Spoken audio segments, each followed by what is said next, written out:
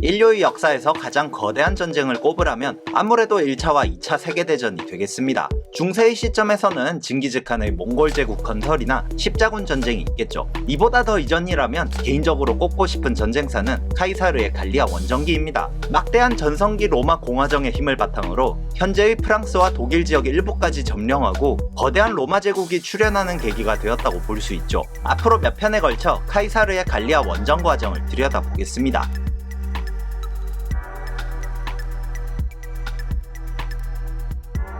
기원전 50년경 현재의 프랑스 영토 대부분에 해당하는 당시엔 갈리아라고 불리던 지역은 크게 세 부족으로 나뉘어 있었습니다. 게르만과 켈트의 혼혈인 벨가이족, 켈트계와 이베리아계가 섞인 아퀴타니족, 일부가 영국 섬으로 이주해 초창기 원주민이 되었던 민족인 켈트족입니다. 켈트족은 라틴어로 갈리족이라 불렀기에 뒤에서도 갈리족이라 부르겠습니다. 이들은 서로 말도 다르고 관습이나 법도 달랐습니다. 그리고 크게 세 부족이란 말이지 굉장히 많은 부족 단위 국가로 쪼개져 있었고 로마에 충성하는 부족도 로마를 혐오하는 부족도 있었습니다. 기원전 58년 카이사르는 집정관 임기를 끝내고 로마 북쪽의 속주에서 총독으로 근무하고 있었습니다. 그의 갈리아 원정은 알프스 북쪽 지대에 자리 잡고 있던 갈리족에 속하는 호전적인 부족인 헬베티이족이 넓은 영토로 이주하려고 시도했던 것에서 시작합니다. 그들이 살던 곳도 꽤 괜찮은 지역이었지만 산지가 많아 확장에 방해가 되고 무엇보다 그들은 갈리아 전체를 통치하는 통합왕국을 꿈꿨습니다. 그러나 그들이 이주하려는 지역은 로마 속주와 가까웠고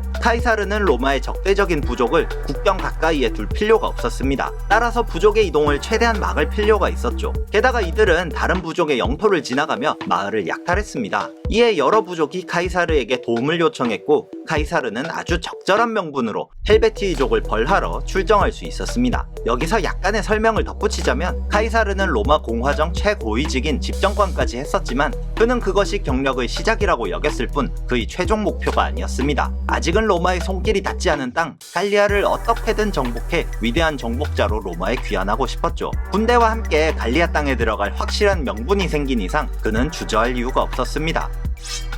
보름 넘게 헬베티이족을 추격한 카이사르의 군대는 헬베티의 군대가 주둔한 지역 주변의 산을 모두 자신의 병력으로 채워 넣었고 포참병들을 산허리에 배치해 가장 먼저 적과 맞닥뜨릴 수 있게 하였습니다. 산 정상에는 새롭게 징집한 병사들과 다른 부족의 지원 부대를 배치했죠. 기병대를 보내 헬베티의 군의 시간을 잠시 끄는 사이 공격에 완벽하게 대비한 카이사르의 군대는 기병대를 물린 다음 방진을 짜고 돌격하는 헬베티의 군을 향해 사정없이 투창을 날렸습니다. 로마보다 훨씬 고대부터 사용되던 무기인 투창은 묵직한 파괴력과 더불어 적의 돌격을 일정 시간 저지할 수 있는 능력이 있었습니다. 다만 단점은 날아온 투창을 적이 주워서 다시 던질 수 있다는 것이었는데 제가 개인적으로 아주 우수하다고 생각하는 로마의 무기인 필름이란 투창은 적의 방패에 맞거나 땅에 떨어지는 즉시 창 앞부분이 휘어져 적이 재사용할 수 없었습니다. 게다가 무게도 상당해서 방패로 필름을 막아낸 적은 필름이 대롱대롱 매달린 방패를 들고 전투를 이어갈 수 없었기에 방패를 버려야 했습니다. 결국 방패 없이 싸움을 이어가던 헬베티이족과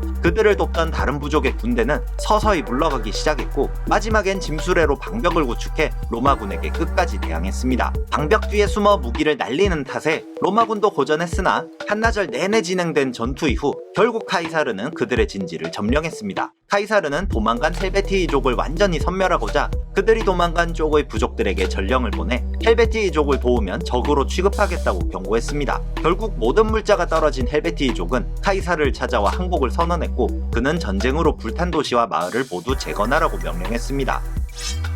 헬베티이족과의 문제가 정리되자 갈리아 나라의 지도자들이 찾아와 카이사르를 축하했습니다. 특히 로마와 오랜 우호 관계를 가진 아이두이족의 디비키아쿠스가 이들의 대변인 역할을 맡았는데 그는 카이사르에게 헬베티이족과는 별개의 다른 큰 문제가 있다는 점을 알렸습니다. 갈리아는 아이두이족과 아르베르니족으로 대표되는 두 파로 나뉘어 잦은 싸움을 벌였는데 승기를 잡고 싶었던 아르베르니 측에서 게르만 용병을 고용한 것이 문제가 되었습니다. 처음에는 10,000명이 넘는 용병들만 갈리아 땅을 밟았지만 점차 갈리족의 농경지와 풍요로운 생활이 탐난 게르만족이 계속해서 갈리아 지방으로 넘어오며 그 수가 급격하게 늘어나고 있었죠. 거기다 아르베르니파에 서서 아이두이를 상대로 승리한 세콰니족은 승리의 기쁨을 누리기는커녕 게르만족의 왕 아리오비 아리오비스투스에게 땅을 3분의 1이나 강제로 빼앗긴 상태였습니다. 그는 심지어 자신에게 우호적인 다른 게르만 부족을 위해 세컨이족에게 추가로 3분의 1의 땅을 더 요구하고 있던 참이었습니다. 그는 자신의 뜻대로 일이 흘러가지 않으면 사람을 잔인하게 고문하고 처형하는 폭군이었고, 그의 폭정을 지켜보던 갈리족 사람들은 그 잔인함에 치를 떨고 있었습니다. 카이사르는 갈리족 지도자들 앞에서 이 문제를 해결하겠다고 약속했습니다.